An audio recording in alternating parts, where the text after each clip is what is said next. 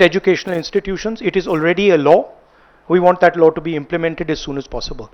So that is broadly the structure. We see the caste census as a new paradigm of development, and we want to go beyond the caste census. We want to understand what is the participation of 90% of our population in the power structure of our country, where are they participating effectively, and where are they not participating, and we want to give them participation and access to power.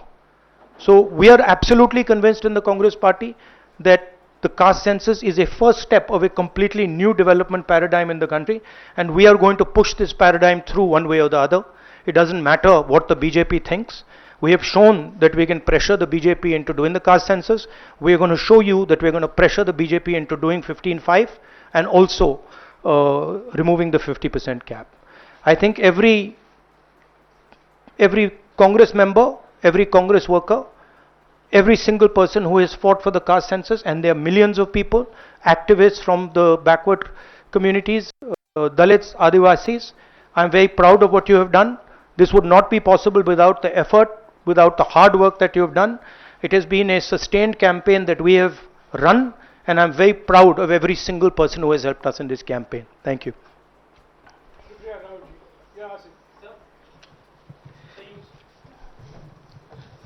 So you said that the government was opposed to this and suddenly decided to take this step. Do you think that this decision has been taken in light of the upcoming Bihar polls? No, I don't think so.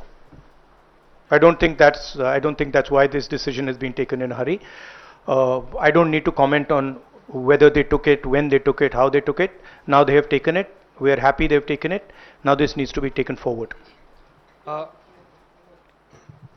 Sir, प्रधानमंत्री बार बार ये कहते थे कि ये 4 जातियां होती हैं सिर्फ देश में. अब अचानक से फैसला हुआ, तो क्या लगता है कि आपको जो विपक्ष ने और आप लोगों ने दबाव बनाया, उस दबाव के कारण? ये सिर्फ हमने दबाव नहीं डाला, ये सिर्फ दबाव नहीं डाला है हमने, ये हमने ऑर्गेनाइज तरीके से बहुत गहराई से कैंपेन चलाया है, ग्रासरूट लेवल पे कैंपेन चलाया है, और महीनों से हम ये कैंपेन चला रहे हैं, और इस कैंपेन का असर पड़ा है, इफेक्ट आया है, और इसीलिए इन्होंने ये डिसीजन लिया है.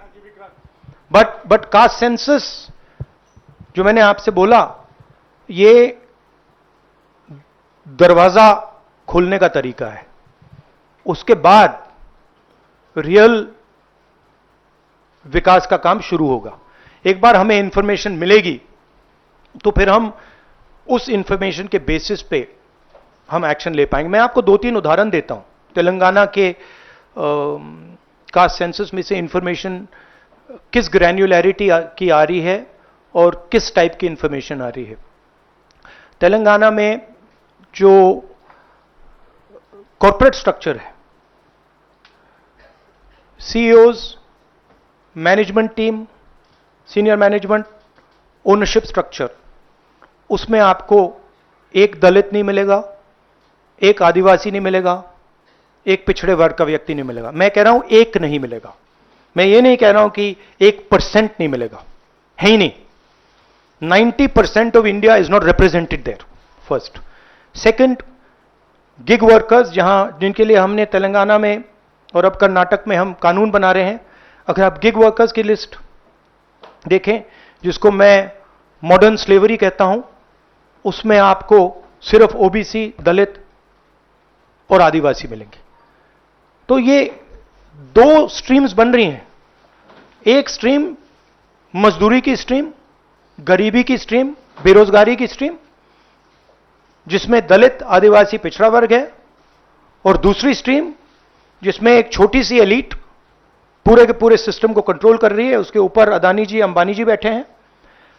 तो ये कास्ट सेंसस इस चीज को बदलने का फाउंडेशन है, पहला कदम है. राहुल जी, आप लगातार दबाव बना रहे थे, लेकिन पिछले 11 सालों से प्रधानमंत्री मोदी इस पर नहीं मान रहे थे. अभी पहलगाम का इतना बड़ा हादसा हुआ, क्या आपको लगता है कि इस वक्त में जो टाइमिंग है प्रधानमंत्री की कास्ट सेंसस को मानना, वो पहलगाम से ध्यान भटकाने की कोशिश है? आप जर्नलिस्ट हो, ये आप लोगों का काम है. आपका काम स्पेक्यूलेशन है, मेरा काम स्पेक्यूलेशन नहीं है. मैं फैक्ट्स पे काम करता हूं. तो आप स्पेक्यूलेट कीजिए, मैं इस पे स्पेक्यूलेट नहीं करूंगा, मेरे को स्पेक्यूलेट करने की जरूरत ही नहीं है। उन्होंने क्यों लिया क्यों नहीं लिया उसमें मुझे कोई इंटरेस्ट नहीं है। लिया और ये बड़ा स्टेप है। मैं सिर्फ ये समझना चाहता हूं कि ये सेंसस कब होगा और ये किस प्रकार से सेंसस होगा, कौन से सवाल इसमें होंगे, क्योंकि आप कह सकते हो कि हमने सेंसस कर दिया और फिर रेलेवेंट सवाल आपने नहीं पूछे तो फिर उसका कोई मतलब ही नहीं है। तो तेलंगाना में हमने बहुत गहराई से पब्लिक में जाकर कंसल्टेशन करके, लाखों लोगों से कंसल्टेशन करके हमने डिजाइन किया है। तो we want a people's census, we don't not want a bureaucrat census. Sir आप पहले ही कहते थे कि एक्सरे है ये, तो एक्सरे के लिए सरकार राजी हो गई है। किस तरीके से एक्सरे हो? आप बार बार तेलंगाना मॉडल की बात कर रहे हैं, तो क्या तेलंगाना मॉडल अडॉप्ट होना चाहिए? किस तरीके से होना नहीं, चाहिए? देखिए तेलंगाना मॉडल में 2-3 प्रिंसिपल्स हैं। पहला प्रिंसिपल है कि बंद कमरे में 5-10 ब्यूरोक्रेट्स ने उसको नहीं डिजाइन किया, ठीक है? क्योंकि फ्रैंकली बोलूं तो जिन कम्युनिटीज की हम मदद करने की कोशिश कर रहे हैं उनकी होल ब्यूरोक्रेसी में है ही नहीं। तो हम चाहते हैं मैस सेंसस, ओपन टेक्नोलॉजी का सेंसस, जहां हम स्टेक होल्डर से पूछें आपको एक्चुअली डिजाइन में आपकी क्या राय है, आप डिजाइन के बारे में क्या सोचते हो। यह तेलंगाना का first principle. Second principle Telangana में कि we have set up a expert group who is now going to study all the data and is going to present to the government of Telangana a vision based on caste census. So that is the second step. And third step, as you are already aware, Telangana has demolished that wall of 50%, right? And also the 15(5), Article 15(5) जो मैंने mention किया है।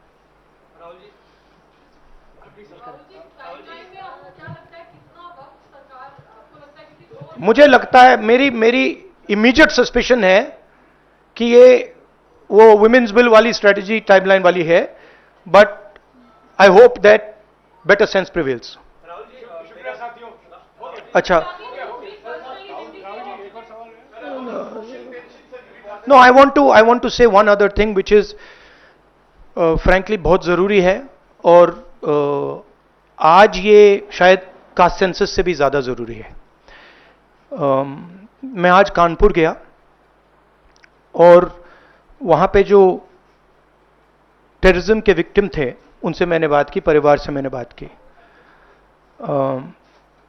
Cold blooded तरीके से उनके बेटे को मारा गया है, बिना मर्सी के।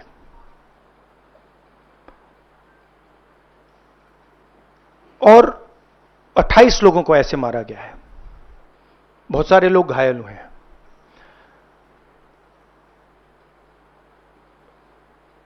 मैं इस पे कमेंट नहीं करना चाहता हूं ये कैसे हुआ। मैं सिर्फ ये कहना चाहता हूं कि जिन लोगों ने ये किया है, जो भी हैं, कहां भी हैं, they have to pay for this. And they have to pay for it properly, not in some half-hearted way, ऐसे आलतू फालतू तरीके से नहीं। They have to pay for it properly, कि इनको याद रहे कि हिंदुस्तान के साथ ये नहीं किया जा सकता है। हमने क्लियरली ऑपोजिशन की और सरकार की मीटिंग में क्लियर हमने लाइन दी है, यूनानिमस लाइन, कि जो हुआ है एक्सेप्टेबल नहीं है। और पूरा का पूरा ऑपोजिशन 100% सपोर्ट सरकार को देगा और दे रहा है। नरेंद्र मोदी को एक्शन लेना है। एकदम एक्शन लेना है और पूरा का पूरा विपक्ष उनके साथ खड़ा है। जिन लोगों ने यह किया है, दे हैव टू पे द प्राइस फॉर दिस। जो परिवार है, उन्होंने आप लोगों को मेरे थ्रू एक मैसेज दिया है। एक्चुअली प्रधानमंत्री जी को उन्होंने मुझे कहा कि आप प्रधानमंत्री जी को यह बताइए, तो मैं 28 जो हमारे शहीद हैं उनके साइड से प्रधानमंत्री को आपके माध्यम से मैसेज दे रहा हूं। प्रधानमंत्री जी, उन्होंने कहा है कि हमारे जो बच्चे हैं वो शहीद हुए हैं, हम चाहते हैं कि आप उनको शहीद का दर्जा दीजिए, रिस्पेक्ट दीजिए। ये मैं कहना चाहता था। आप सबका बहुत बहुत धन्यवाद। Thank you. राहुल जी।